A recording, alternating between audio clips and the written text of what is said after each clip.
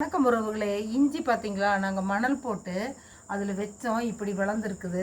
நிறைய மணல் போட்டு ஒரு தூர் வச்சு விட்டுட்டிங்கன்னா ஒரு பிட்டு நிறைய வந்துடும் இஞ்சி. அது ஜீரணத்துக்கு நல்லது, வாந்தி வராமல் இருக்கும், இந்த உடல் எடையும் குறைக்கும் இஞ்சி.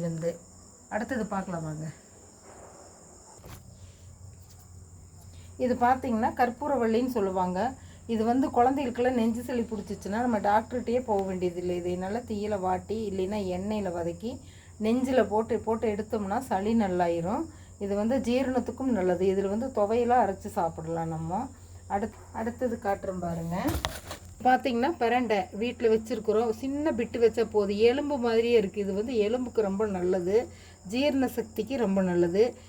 எண்ணெய் காய்ச்சலுக்கு பார்த்திங்கன்னா இதில் நல்லா பிச்சு போட்டு அந்த நாரெல்லாம் எடுத்துகிட்டு நல்லெண்ணெய் நிறைய ஊற்றி அதில் கொதிக்க வச்சு வடிகட்டி வச்சு அந்த எண்ணெய் போட்டோம்னா எலும்பு முறிஞ்சிருந்தால் கூட நல்லாயிரும். இது பார்த்திங்கன்னா எலும்பு மாதிரியே இருக்கும் பாருங்கள், முடிச்சா இருக்குது பார்த்திங்களா.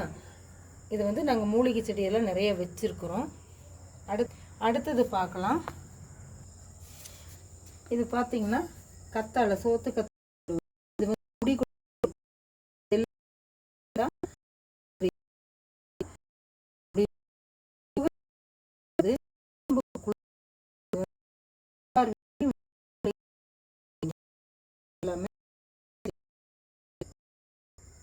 அடுத்தது பார்க்கலாம் வாங்க. அடுத்தது பார்த்தீங்கன்னா இது தூதுவளை. தூதுவளை முள்ளா இருக்கும். முள்ளெல்லாம் சூப்பு வைக்கலாம். இது ஜீரண சக்திக்கு நல்லது, நெஞ்சு சளிக்கு நல்லது. நிறைய போடுறேன்.